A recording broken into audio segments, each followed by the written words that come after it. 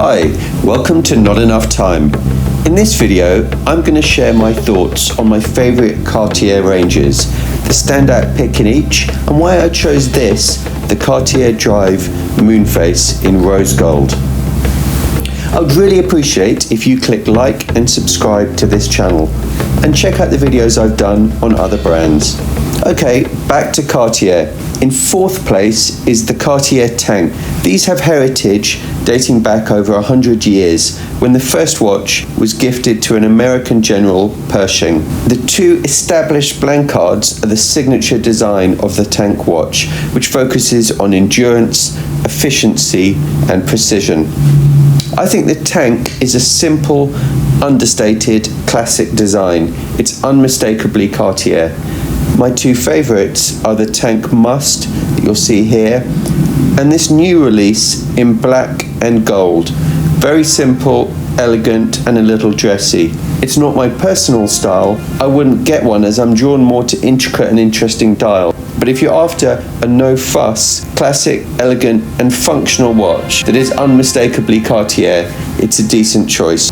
Personally, if I was looking for a watch like this with a similar design, I would favour the JLC Reverso, either the classic Reverso or my favourite, the Reverso Tribute Duroface. These come with beautiful Argentinian Fagliano leather straps, a much more intricate Art Deco design case, and the uniqueness in the design of having the two reversible watch faces. Back to Cartier. In third place, it's the Pasha de Cartier. This line was originally introduced in 1985, and it's a bold, quirky watch design. The standout is this chronograph in steel and white dial, and they come with an interchangeable leather strap. I was seriously considering this about a year ago. I like the face, it's so unique and it's different in its design, but I wasn't quite persuaded whether it's got the perfect balance between being a little quirky and a little too fussy, particularly with the protruding pushers and crown on the right hand side.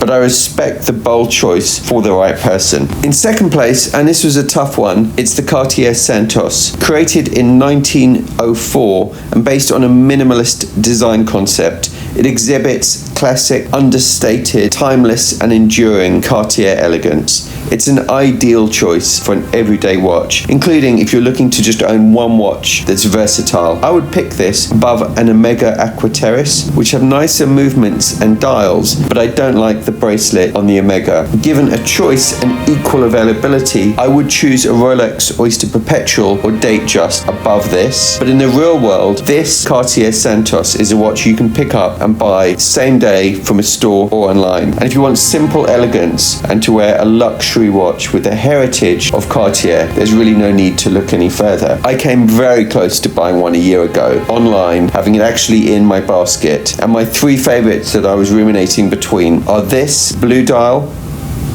the two-tone here in black, which I think is quite smart, but my favorite, which I was very close to buying, is the two-tone in steel and yellow gold, which I think is the standout. The two-tone elevates this. Ultimately, I didn't go for one in the end, as I know these bracelets do scratch very easily. It's a watch that will quickly look very worn, but not necessarily a watch that wears well. And lastly, the dials on the Santos are very simple, and I do ultimately favor wearing a watch with a little more texture, color, personality, standouts of interest that I can look at and enjoy. Lastly, in first place, the Cartier Drive.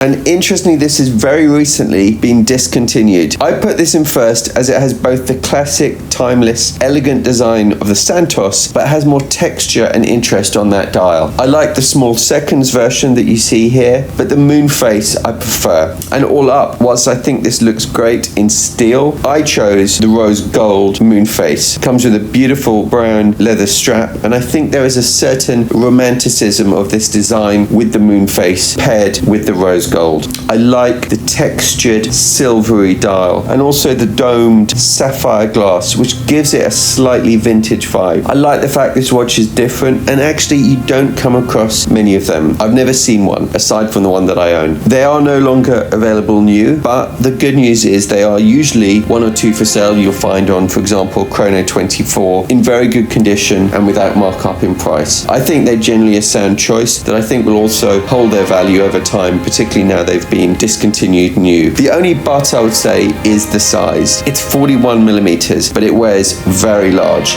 because it's almost a square 41 by 41 millimeters. And I like large dials. In fact, check out my video on panerai where I feature my 42 millimeter Luminor Dew. The thing is, honestly, I prefer the panerai. I think it wears better. The proportions are better. For the Drive in this shape, it would actually slightly smaller, 38 millimeters. That would be ideal. So all up, it's not my favorite watch that I own. It is marginally my favorite Cartier that they're offering right now. And I think in some ways I love the idea and notion of Cartier more than the watch. But if the Santos had the dial texture of the Drive, that would be my perfect Cartier. And as they continue to offer new models that come out, it's certainly one I would look out for. So interested to hear your comments. Please do like and subscribe to this channel. I would really appreciate it. And please do check out the other videos I've done on different brands. Thank you for watching Not Enough Time.